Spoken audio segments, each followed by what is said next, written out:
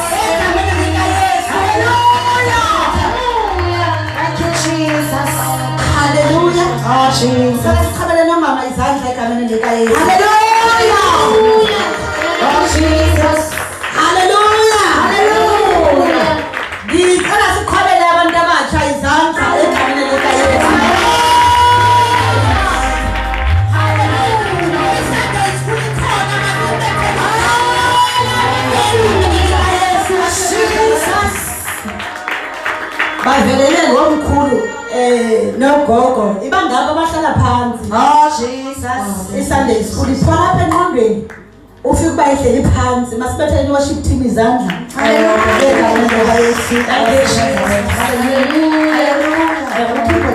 Ithayi yawa xa ibona amanzi lapha yana. Apho sibuya khona ebeyifake ithayi emuhle. Ithe wabona amanzi wabona uba hey uba ndingathi ndibekele ithayi kakuhle apha kuzawuthi mandingene emanzini yawa ithayi masimbethele izandla ithayi wenjalo. Hallelujah. Oh Jesus. Hallelujah. Thank you Jesus. Yazi sizathu sokuba ibendithi simile sesiphi sesekuba sike sizoculela le ngoma ethi Ntate Kima iyakankawe. Ndithanda kakhulu Tata Majwede ithi ngubani ongangawe, ngubani ongangawe ufanelwe ukudunyiswa. Ithi ngubani ongangawe ufanelwe ukudunyiswa.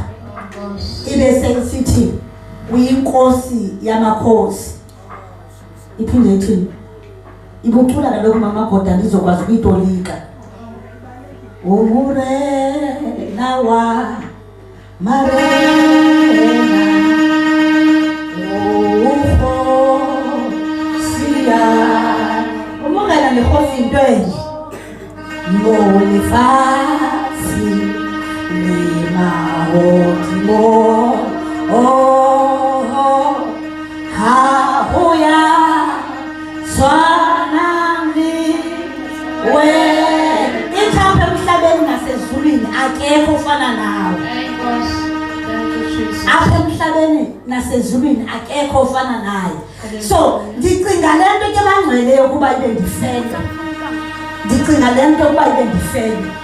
So ndiziva ndinyanzeleka ukuba ndithi akekho ofana naye ngoba engekho onokwazi uba anikele ngobomi bakhe ngenxa yomntu orongo. Yabona yena nto Yesu andigqiba ngaye ngeke uba ndibe ndirongo mna yena elungile afele mna orongo yena abe elungile. Cela ke sihlabelele njengamene lika Yesu waseNazaretha. Amen. Worship team now ngemva kwami.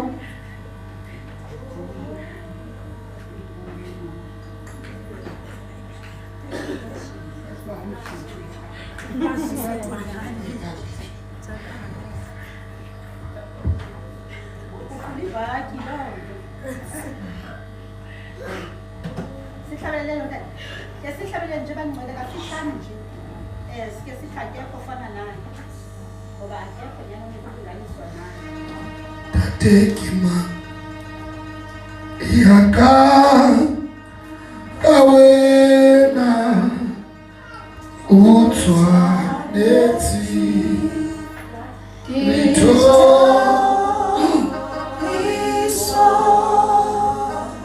katikima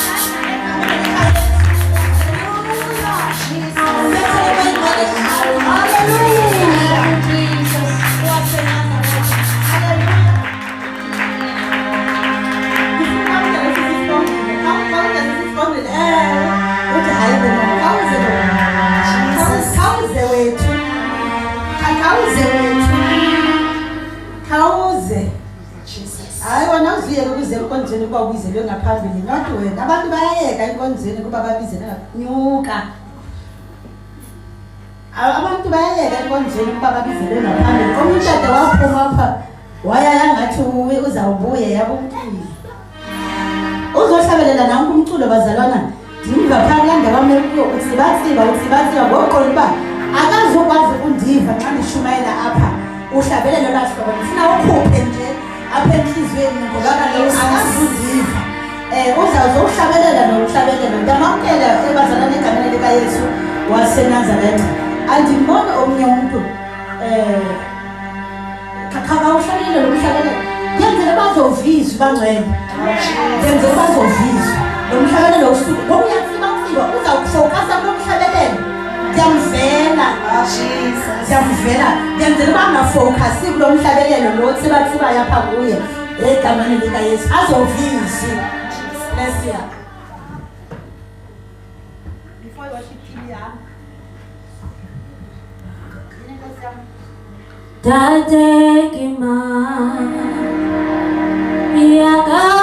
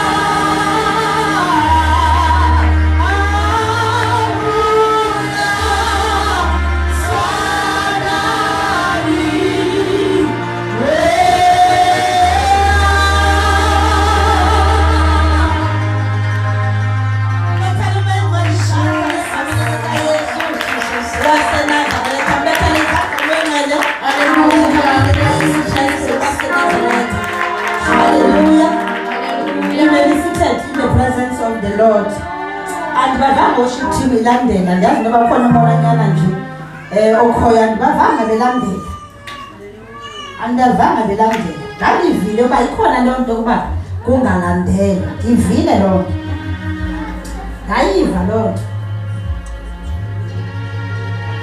Bendincokola noThobeka izolo ebusuku. Bendincokola noThobeka izolo ebusuku. Uyamnceda kakhulu uThixo kwangcwele uThobeka. Into endinothisileyo uyanceda kakhulu uThixo. Ndimamele lapho into yokuba xa kufuneke ibe ndiyabomeleza ibe nguye oza nemavesi azomelezayo. Abantwana bakaThixo bayalimazana bangcwele endlini kaJehova. Bayalimazana abantwana bakaThixo endlini kaThixo. Iyalimazana ne-worship team le ethi worship uThixo. I-worship team iyalimazana i-worship team ngoku isithi worship uThixo isithi dulisa uThixo. Ilimazane ithi abantu be-worship apha ngaphambili kanti bagcwele amanxeba nje siworshipelwa ngabantu abagcwele amanxeba abalimeleyo. Iyalimazana i-worship team. Iproblem ye-worship team kukuthi baya ngaphambili beyoworshipa kodwa benga-understandi le nto bayenzayo. Ngoba uma bebe-understanda le nto bayenzayo ibingazubakho le nto yokuba kulinyazana ngolu hlobo. Iyalimazana i-worship team. Iyalimazana. Ithi awuvele ngokuncokola naye yaba deep le nto kum. Ukuba sometimes singabe simlindele uMoyengcwele simlindele futhi ngomonde. Asibathi utata uMagotha manje sithi ehla efuna ukubona esehla apha kuhlabelela abantu abalimazaneyo abajongane ngamanye amehlo.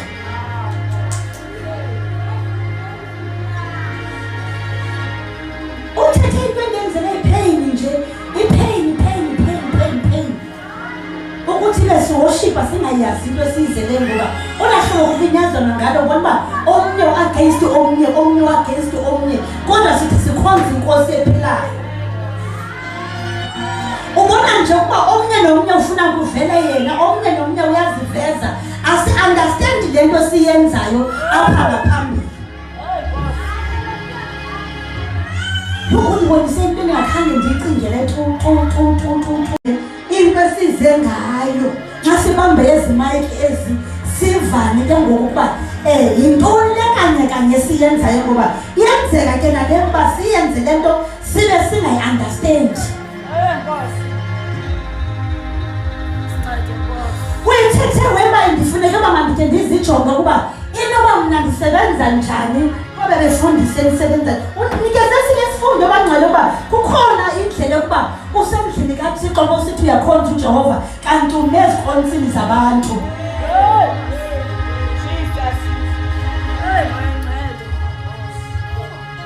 Yandenza le nto uba manje ndijonge yonke indlela uba inoba mna ndisebenza njani, not only kwabefundisi nakuni ningabazana noba inoba ndisebenza kanjani.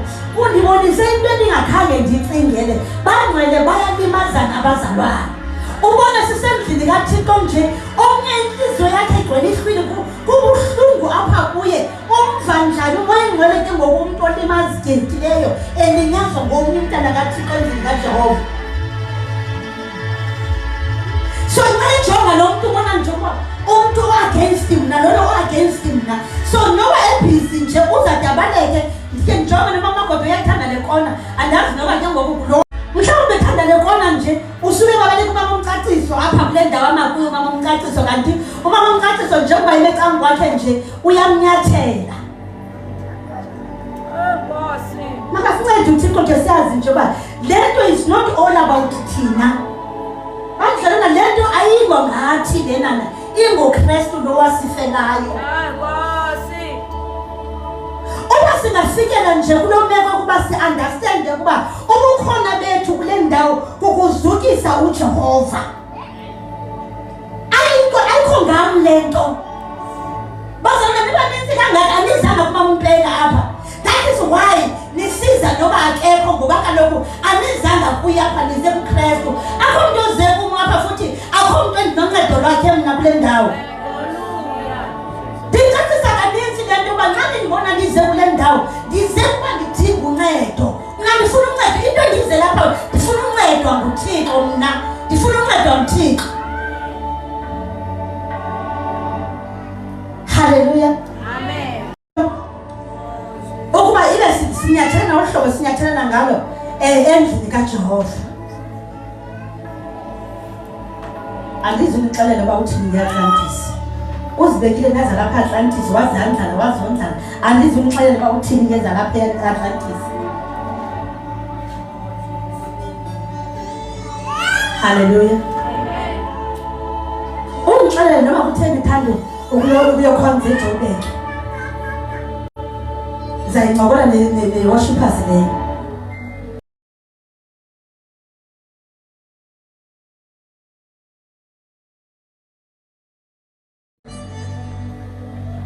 Ungixelela lesizathu sakhe sokuba ibe akafuni ukuza apha ngeholidini. Ufuna ukukhonza phaya. Kulaa ndawo alinazwa kuyo. Kulaa ndawo anyathelwa kuyo yanyathela.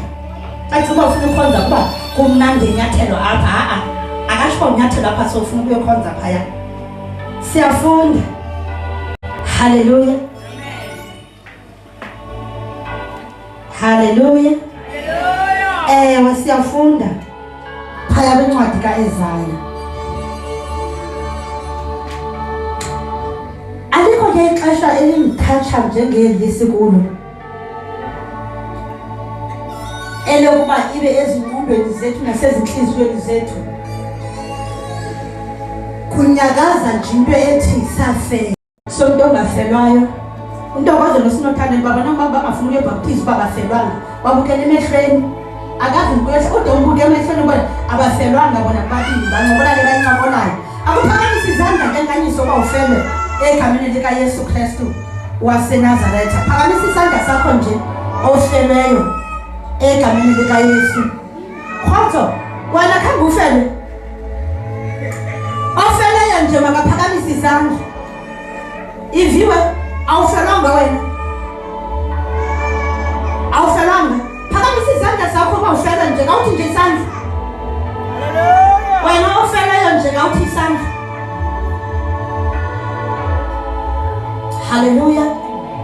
Siyafunda egameni likaYesu Kristu waseNazaretha chapter 53.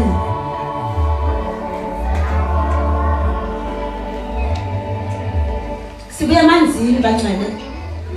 Abantu babuya kuyohlamba. Sibuya emngcwabeni. Xa nisibona sinje sibuya emngcwabeni. Funda verse 4.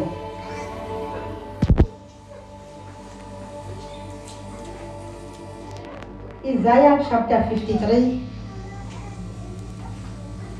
I'll read from verse 4.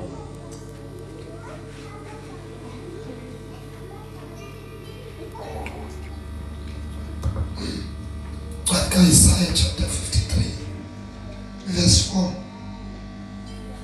Okwenene uzithabathele phezu kwakhe izifo zethu, wathwala umvandedwa wethu. Kethi ngabe siba ungobandezelwayo uThixo, ungocindezelwayo nguye. Kanti yena uhlatywe ngenxa yesirheqo. Imali ebifo ihlatywa ndifuna ukuvuba enye ivision ethini.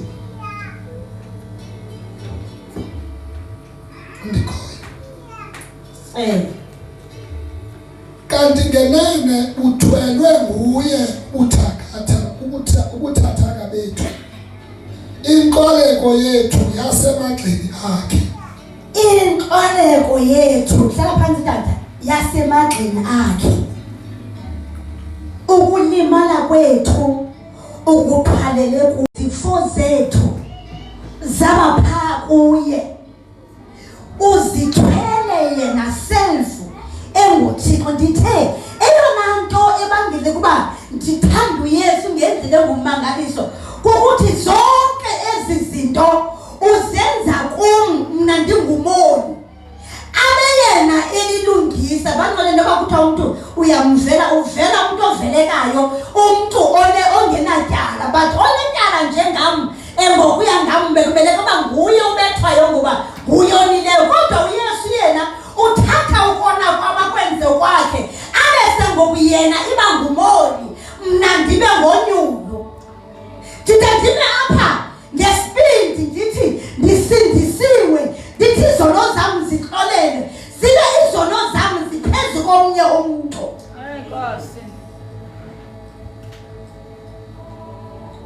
So usincede ukuba nxa silapha sibe ngabantu abangcwele, sizazi ukuba singcwele ngoba siyazi ukuba amatyala wethu uwathathele kuye. Amatyala ebesinayo abangcwele ngamatyala nje isango lezulu besingena ulingena. Nditsho ndifika phaa emsebenzini ndiyasebenza mna. Mama uGqibani ngicela undiphela bheki yam. Noba ngandipha zona zombini. Ndiphethe imithwalo yam ke ngoku phayanana emsebenzini xa ningenayo. Kungena ngeza zinto eziya zaseshop. Zinto kanani? Eza zinto ezijikelayo ezithi. Zibizwa ntoni? Tennis style. Thethane, sithanda izazi na. Eza zinto eziya ezingena ongena kuzo. So ngoku nxa ndingenayo phanana ndisoloko ndixhakazela ke mna ndingunobusiness. So ke ngoku ndingena phaa kwezaa zinto. Ngoku nxa ndingenayo izawungena leyokuqala ufike uba andithi yajikela laa nto ithi ufike uba iklingile ke ngoku le lapha. Ifuna ke ngoku kube khona umntu ozawuhloka phayanana azolikhula ithi xa iphinde ijika ndiwelise womnye umthwalo. So eleke ndingena phana ke ndisoloko ndibaxela ndithi nasezulwini de kunje. Indinikeza itshansi yokushumayela xa ndingena phaa egeyithini ndisoloko ndibaxela yakho izawukwenza uba wena mnikazi ungakwazi ukungena ezulwini ngenxa yemithwalo ephetheyo. Mhlawumbe inguwe lowo ovalelweyo kodwa kuvalelwe imithwalo yakho. Andazi noba kungangenwa phi Nkosi yam, amasango alapha avuleke wonke. Xa ungena phela ufike uba ke ngoku uyaqhakazela uphethe zonke izinto nazo. Yazazi Nkosi zonke eziphetheyo. Ndathi madoda ukakazazi zonke izinto oziphetheyo ufike uba awusaqhakazeli. Nabo mona jonga jonga inhliziyo yomdaka naba balapha bonke jonga obuxoki balapha bayakusinda uba ngathi uthi sewuphumile wena, sewukwazile ukuphuma wena. Ufike uba ziklingile ezaa zinto oziphetheyo. So nazo izinto ngokuba sibe ngabahamba bakhululekileyo silahliswa yiloo nto ngoba sifuna uyangena zizizilenda zingekho ezi zinto ezibangele ukuba sibe siyasindwa. Silahla izono kuba sisazi ukuba isono asingene ezulwini ene sizawungakwazi ukungena. Not ukuba sizidudla kakhulu ebezingena ungena, kodwa kuba imithwalo esiphetheyo iklinga emnyango ngoba izwi likaThixo lithi isango limxinwa.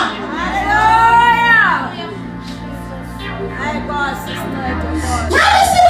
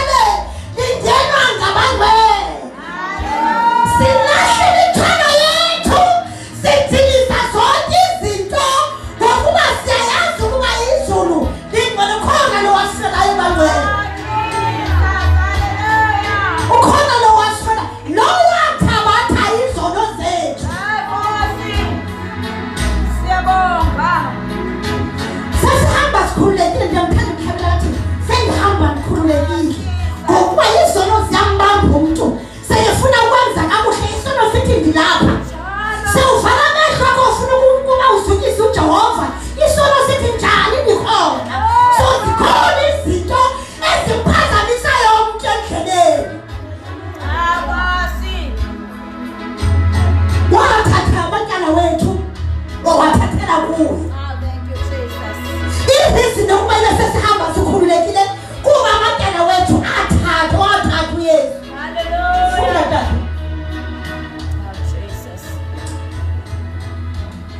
ngeneneke thina besiba ubandezelekile sisithi uyabethwa nguThixo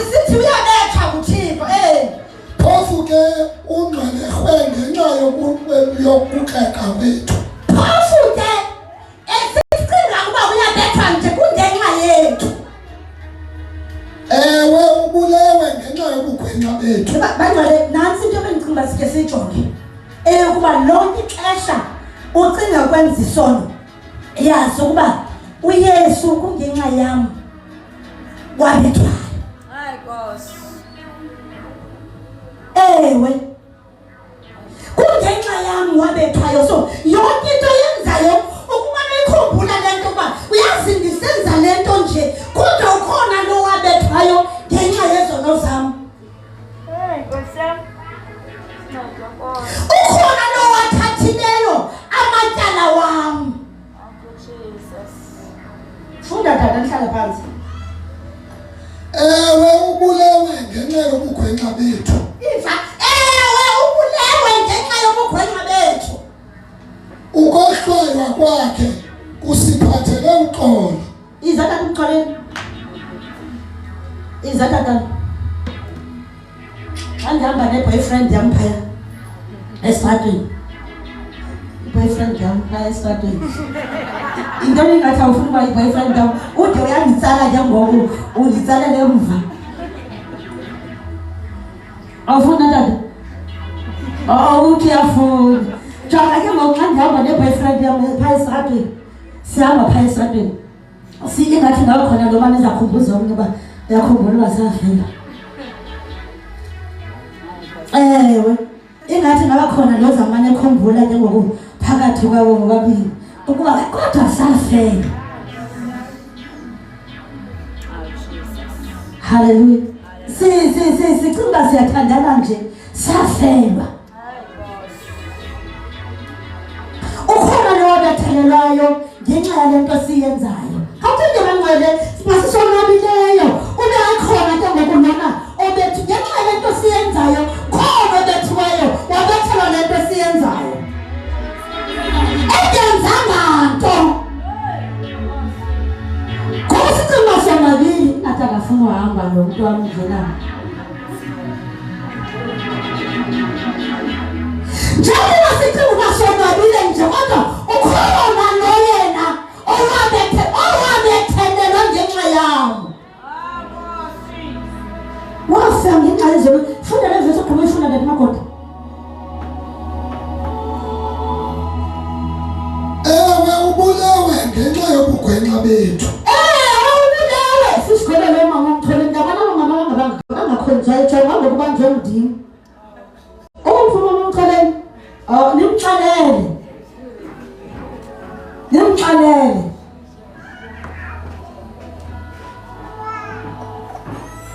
ifunde ndati magoda.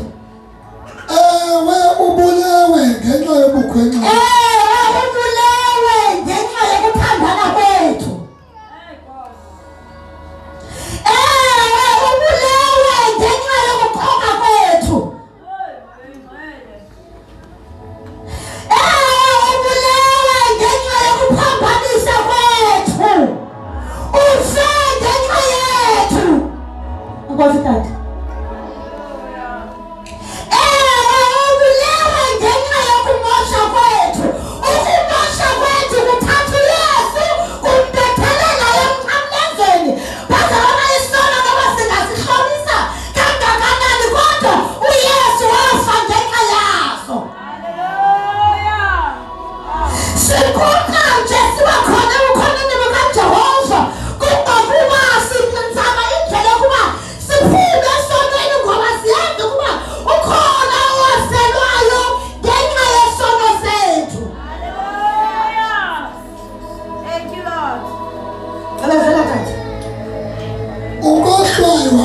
kwakhe kusiphathele uxolo. Ukwahlala kwakho kwakhe kusiphathele uxolo. So uxolo esinalo bangcwele kukhona lo oveka kabuhlungu ukuze thina sibe noxolo. So ayisengike ngokunento ingangenza nami ukuba ngempela kuba ke ngicingisisa ukuba xa kukhona ofileyo ukuze mina ndibe noxolo akumele kanga lento ndiyibambisise ngoba kaloku ithengwe ngegazi. Bazalwana uyiphise sinayo ithengwe ngegazi likaYesu. Hallelujah. Oh, Jesus. Thank you, Lord. So that's why kufuneka sibambisise lento kuba yathengwa ngegazi. Iphisi yethu yafunyanwa ngegazi yafelwa. Hallelujah. Oh, Jesus. Ukuze sibe ngabantu abahamba esandleni bezizwe uba basindisiwe kukhona igazi elaphalalayo ngenxa yethu wafa efela izono zethu. Ayisinawujika abazalwana ngokuthi isono sizimjobisa kanjani kodwa khona owafa efela izono. Hallelujah. Oh, it's not your mercy. Ingathi mna nento ecabisayo eyokuba suvuma ukuba nosiya ngokoko kodwa kungekho mehluko kuwo. Suvuma ingathi ndinayo into ecabisayo ukuba ilwele nento khumbule Noah owakufelayo. Ndinayo into ecabisayo ukuba kawufune ngamandla akho wonke ukwenza kakuhle phambi koJehova ngoba xa umane ungena uphuma uSathane ude ukhalile uba hayi wena indlela yakho yamihla yonke utshintsha izuba akho ebomini bakho ngokuba yena uyikhalile ungena uphuma kube khona osemva kwakho abone naye uba uyangena uphinde uphume usafana naye eze angena aphinde esafana ngokuba ebone kuwo ukuba uyangena aphinde uphume umntu esafana. So ndinayo into ecabisayo ukuba funa ukulunga kukaThixo. Hallelujah. Ngoba ivangeli eli lona lafela. Walifela uKristu. Walifela uKristu.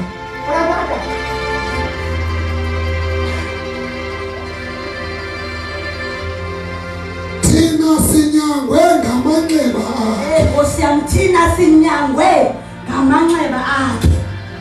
Ndiba nombuzo ke nxa ndifika apho ukuba sinyangwe ngamanxeba kaKristu kuba siphumile esonweni ethathe imithwalo yethu.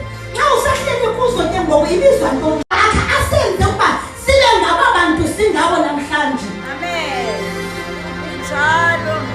Oh, Bazalwane iglori kaThixo phezu kwempilo yethu. hallelujah. Ukufa kwakhe kwasizise inkazimulo yakhe. Manje isuke nenkazimulo yakhe libone ukuba kuzawuvela ntoni ezimpilweni zethu. Hey, Nkosi yami.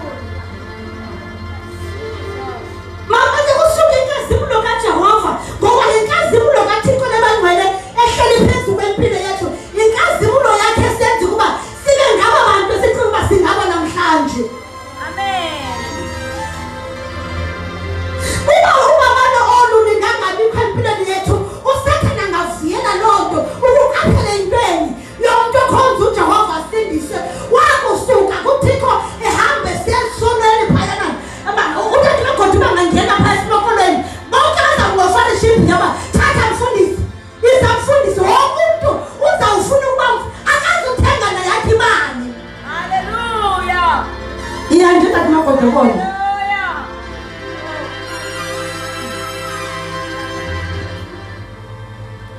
akazukubathenga neyakho imali bazawuvela bam-ofarisha kuthiwa izamfundisa azale ngapha nangapha ngoba uSathane ulinde umzuzu nomzuzu womntana kaThixo osuka enkazimulweni kaJehova. Oh, Jesus. Hallelujah.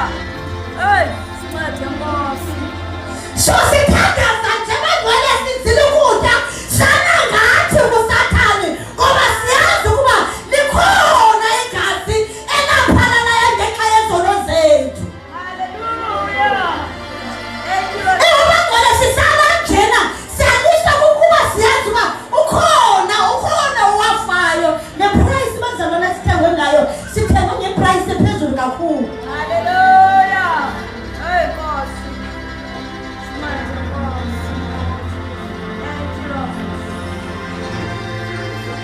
sikhumbula loo nto ke ukuza kwethu kwipasika sivele sikhumbule nje loo ndawo. Uyake ke kwezi ntsuku esesisiya nje emazwini ngoba kwezi ntsuku sivele siye nje emazwini siyova amazwi ungawazi noba namazwi enza ntoni omntwini ngoba uba besithiwa siwakhumbula namazwi uba bayothethwa nxa bekutheni abezawukwazi ukuba namazwi ayitshintshe impilo yethu. Asizokwazi ukuba umntu singamfuni kodwa siyomamela ipheyini yakhe. Nxa sigqibile ukuyimamela ipheyini yakhe siyenza ntoni ngoba kaloku amazwi asithatha uyesu namazwi wangathendi kumnandi wayewathetha phakathi kwentlungu. So nxa sizikhumbuza intlungu yakhe nxa sigqibile siphile ngokufanayo sizikhumbuza uba makuthini ngoba ndicinga uba nxa sigqiba ukukhumbula ukuba uwabetha wathi baxolela bayazi into abayenzayo ebesazi uyesu kristu ukuba kukhona into ebemele bayenzile abayazi into abayenzayo angasibali nesono sabo. Nagqibile akhumbula ukuba uyesu yathi sendonile wathi abayazi into abayenzayo wabaxolela. Haleluya. Then le nto itshintshe impilo yam. Siyabonga. But ke ngoku siyangena kubazasiqine siwatsho siwacingelezi njengesiqhelo angenzi into apha kuthi singakhumbuli nokuba kukhona ipheyini eyayikhona ngokuthenthweni kwala mazwi. Isingathi uJehova angasinceda ithi xa umuntu efunekela kokuyenzayo isono ufuneka ngene esonweni akhumbule noba linde lala mazwi abesawujika indlela yakhe uyesu amkhumbuze ukuba wena ndakufela ngoba safelwa bangcwele. Haleluya. Safela. Injalo Nkosi yami. Safela. Siyabonga. Hey. Safela. Ngcwele Nkosi. Bangcwele safela. Ngcwele Nkosi. Safela. Thank you, Lord. Awu safela zindlalifa safela. Haleluya. Safela. Siyabonga. Funda tata. Thank you, Jesus. Phofu ke ungqalehwe ngenxa yoqeqo lwethu. Ndiyayithanda ke loo ndawo. Ewe ubulewe ngenxa yobugwenxa bethu. Ewe ubulewe ngenxa yobugwenxa bethu ngokungenzi kakuhle kwethu. Ewe ubulewe ingathi singasoloko siwakhumbula abangcwele uba ewe efile nje uyesu kungenxa yokungenzi kakuhle kwethu. Hey, Nkosi yami. Thank you, Lord. Ingathi noba besingena singazi base ngokube khona ukutshintsha. Oh, Jesus.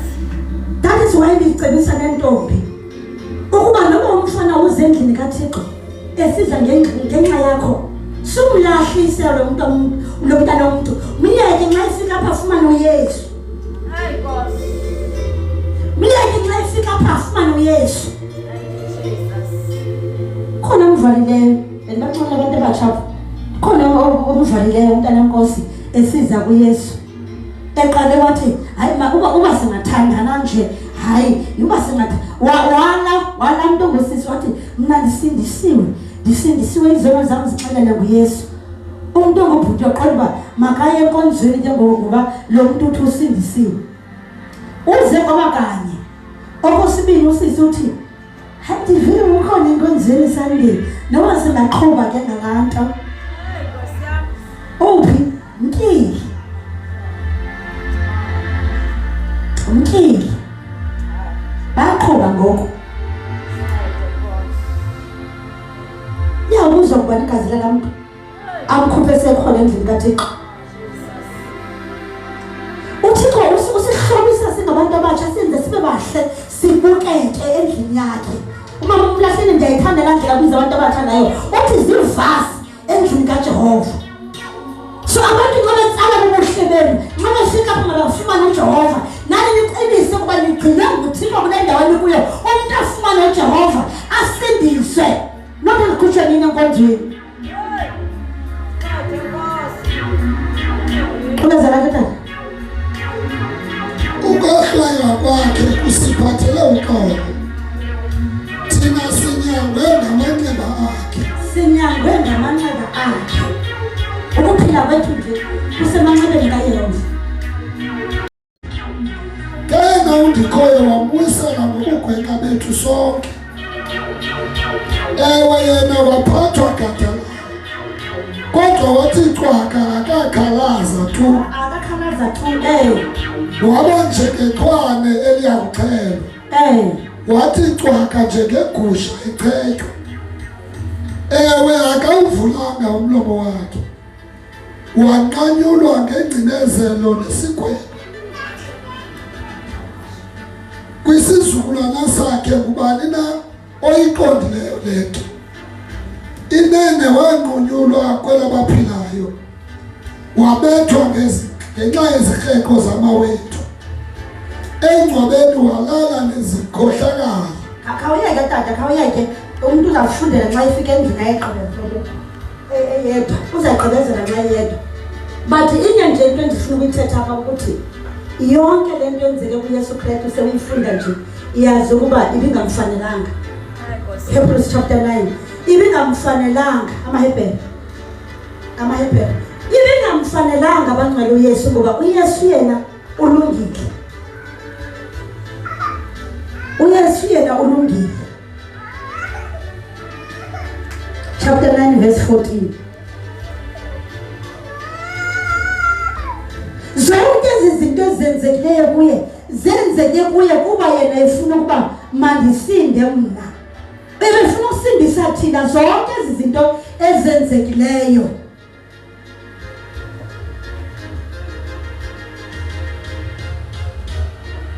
Verse 14.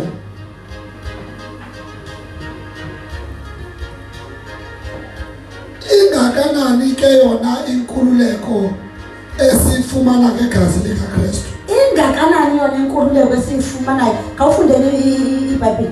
Ingakanani yona inkululeko esifumana ngegazi likaYesu? Ingakanani mamuhlolweni? Ingakanani yona? Lobeka phi na ukugqithisela lona igazi likaKristu, owazisondeza ngomoya ongunaphakade, engenasiphako kuye uThixo, ukusihlambulula isazela senu emisebenzini efileyo, ukuze nikhonze uThixo ophilileyo. Yonke le nto beyenzele ukuba sikhonze uThixo ophilileyo. Awufundela umfundisi u14. How much more shall the blood of Christ, who through the eternal Spirit offered himself without spot to God, cleanses our conscience from dead works to serve the living God. So yonke le nto eyenzileyo ebeyenzela thina. So bantwana manje sibe nayo into ukujonga into uKristu ayenzileyo ngenxa yezono zethu, ukuba wafela thina. Nxa sisakhululeka ukwenza isono zethu sikhumbule nje into ene ukuba ukhona owafayo efela izono zethu. Hallelujah. Amen. Nxa sisenza izono ngokukhululeka ke sibone sikhumbule ba ukhona lo wafayo ngenxa yale nto ndiyenzayo. So lento sinyanzela ke ngokuba simane sisiya kuye nxa singafuna ukona sithi Thixo sincede kuba uJehova uyamnceda ofunayo. Abosi. Uyamnceda uThixo. Ofunayo ukuncedwa nguye uJehova uyamnceda bazana ndiqebile yakho andindawo. But odingayo ukuncedwa nguJehova, uJehova uyamnceda. Uthi u15 akutata umfundini. And for this reason, he is the mediator of the new covenant, by means of death, for the redemption of the transgression under the first covenant, Uyimediator yethu. Tata. that those who are called may receive the promise of the eternal inheritance. Sabukele. Ifundela nakuthi.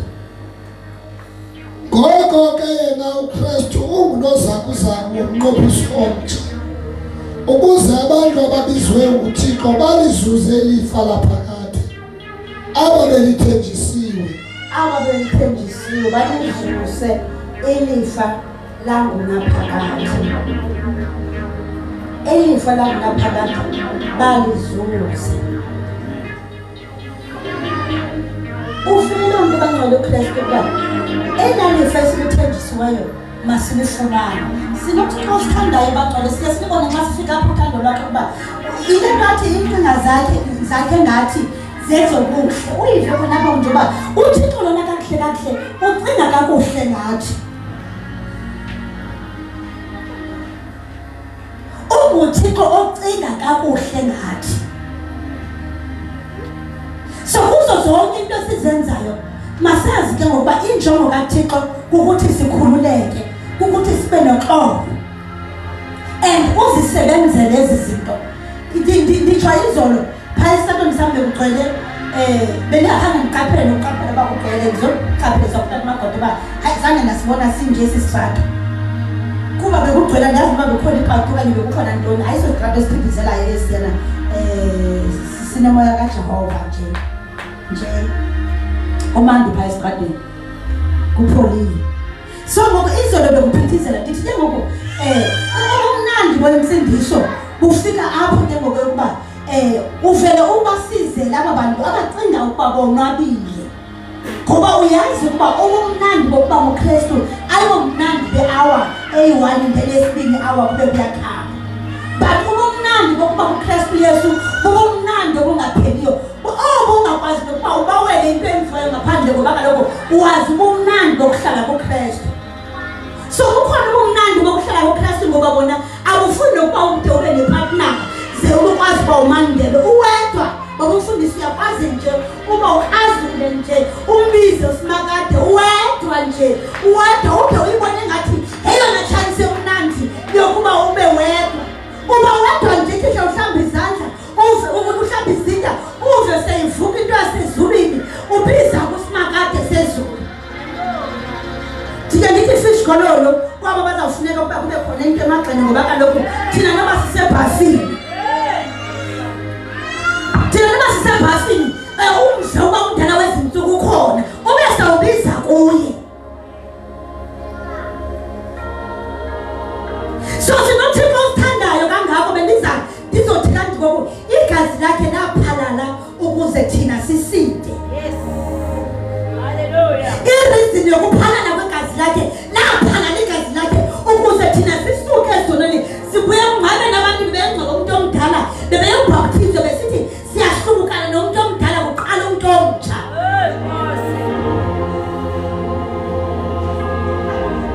Nothi nokuba bazithembile but ukuba beyifuna into kaJehova uba uThixo makandincede abayanga ukuba bezithembile onkanyiso zibe babaphaya but bayanga ukuba bekholela uThixo futhi ukuba becela uThixo benesicelo kuJehova uba Jehova undincede ukuba ndihambe le ndlela.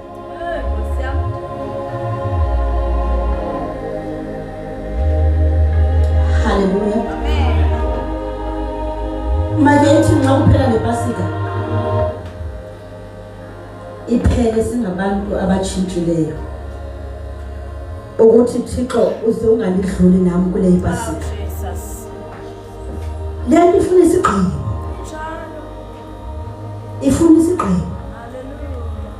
Hayi ifuna isigqibo. Nxa uthathe isigqibo mangcwele awunandaba noba kuza kwenzeka ntoni, usithatha unganandaba nokuba emveni kwesi sigqibo enisithathayo inoba yintoni eza kwenzeka. Uthi Nkosi kuzawubona wena and uyazibonela sinoJehova ozibonelayo bazalwane. Hallelujah. Shalom.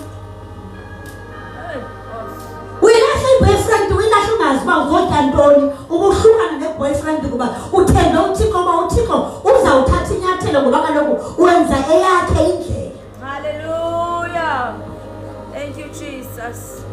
Hallelujah. Amen. So make sithembele kuye ndizotsho nje njalo ekuseni njengoba make sithembele kuye futhi sike simnikeze uJehova i-responsibility ngathi uba makabone uJehova uba wenza ntoni ngempilo yethu. Amen.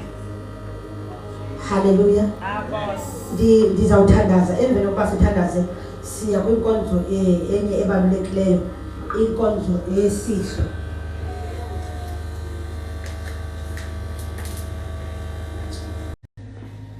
Thank you, Jesus. Siyabonga bangcwele. Siyabonga Thixo wethu. Ngezwi lakho eliphilayo, elinamandla, elilungile. Sibonga ukukhumbuzwa nguwe Nkosi uJesu ukuba wasifela hayi wawulungile sivile uNkulunkulu uthembileyo ukuba kodwa ufuna uba kusinde thina. Siyabonga le ngakho senzele yona umdala wezinsuku. Sincede ke Thixo wethu kwi-decision esizithathayo. Sincede ngoyingcwele ukuba simele inyani yakho egameni likaYesu Kristu waseNazaretha. Sincede ukuhlukana nokulahla izinto zelilizwe kuba isiphelo sethu sifuna izolo. Sincede mdala wezinsuku sewuthethile phakathi kwethu ukuba ukwenza kwethu ibe kukwenza okuhlukileyo. Sincede ngoyingcwele ukuba izenzo zethu ibe zizenzo ezikholisa wena egameni likaYesu Kristu waseNazaretha. Asisafuni ukuphila ngokuthanda kwethu kodwa sidinga wena uThixo ukuba uyincede. Thank you Holy Spirit in Jesus mighty name. Amen. To the highest mountain and it flows to the highest valley. Oh, the blood that gives from day to day, it will never, never, ever lose its power, for it reaches to the highest mountain and it flows to the lowest valley. The blood that gives me strength, this power. Hallelujah. Ngicela sithathe indawo egameni likaYesu waseNazaretha. Izolo uTata Magoda ebezitshintsha nje imihlabelelo. Worship team mthatha indawo. Hayibo. Ebehlabelelo uTata Magoda izolo bangcwele kula ndawo eyekuyo. Etshintsha umhlabelelo anyuke nalo ashintsha anyukele nathi sake ndimuke lapha kule phakathi evekini xa bemenza le nto ayenzayo ashintsha aculele ukuba i-worship team itsala nzima aze nomnye umhlabelelo athi lo le nto itsho ukuthi ke ngoku-worship team kufuneka ibe ready ngomhlabelelo wonke izabe senziwa nguye apha kuye kule veki baze besiza nalo mhlabelelo abashumele bazabe beshumele apha worship team kufuneka ibe ready khona ngoba bathi asiwazi bade balokuza ngaphambili ngoba abawazi. Hlabelele nimaziyo. Cela befundiswe ngaphambili zonke umfundisi. Wafuncede mama ngobani? Lapha lali kasi lakho lapha lala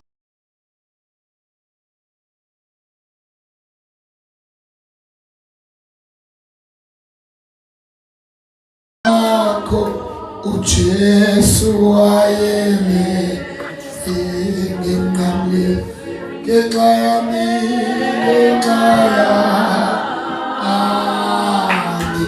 uJesu wayeme ngenqamle ngenxa yami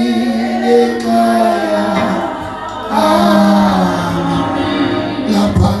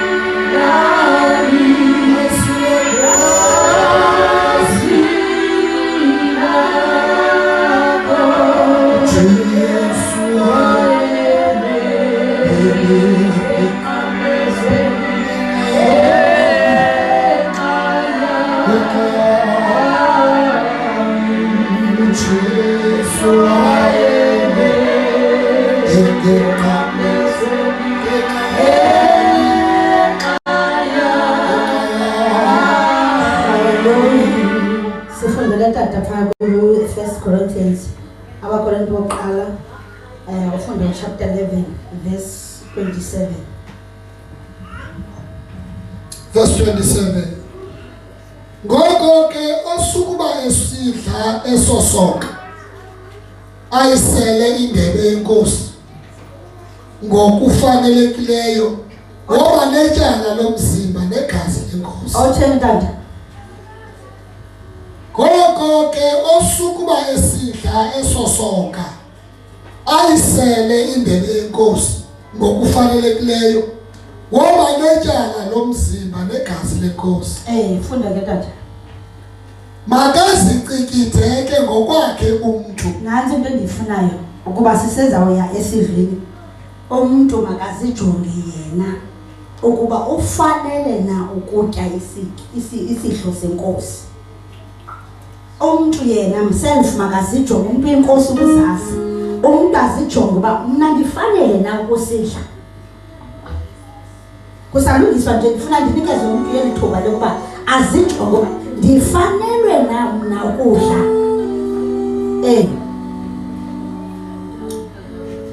Makazicikitheke ngokwakhe umuntu. Ase ngokunjalo adle kwisonka eso. Emveni koko adle asele emveni kokuzijonga uba yena ufanele na ukudla. Kuba lowo udlayo uselayo ngokufanelekileyo uzidlela aziselele ukugwetywa. Ngokuba uzidlela aziselele umgwebo yena self. Engawuqaluli nje umzimba wenkosi. Engawuqaluli nje umzimba wenkosi. Ngenxa yokuba baninzi phakathi kwenu abaswele amandla. Baninzi phakathi kwenu abaswele amandla. Nabayimilwelwe. Bamele nabalele ukufa. Batheni bona? Bamele nabalele ukufa. Enkosi tata. Ndicela ungiboleke ifowuni leseBhayibhelini yakho. Bendifuna loo ndawo nje ukuba umuntu nomuntu ibe kukuye nje ukuba azijonge yena self ukuba ndifanelwe na ukuba manditye.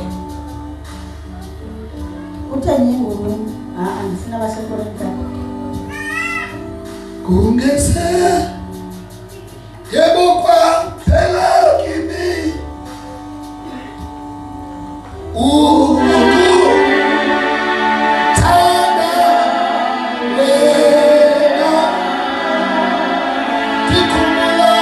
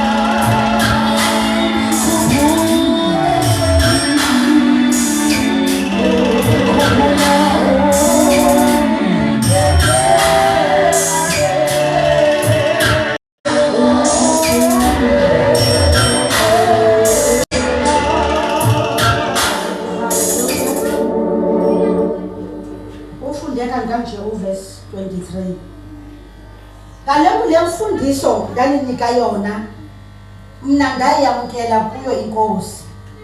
Leyo kuba inkosi uYesu ngobusuku eyanikelwa ngabo yathatha isonka yabulela yasiqhekeza yathi ngumzimba wam lo, thathani nenze nje ke ukundikhumbula. Ngicela ukulela bamfundisi.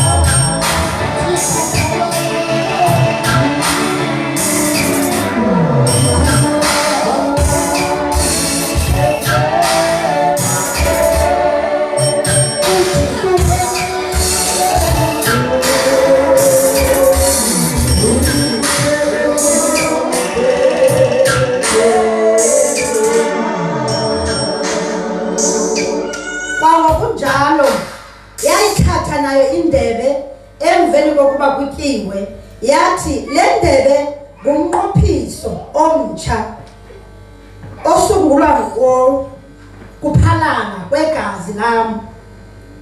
Maxesha onke nisela mayinikhumbuze ngam, kuba kaloku maxesha onke nisitya esi sonka nisela le ndebe nivakalisa ukufa kwenkosi ide ibuye. Ngicela uthandaza futhi tata ubonke.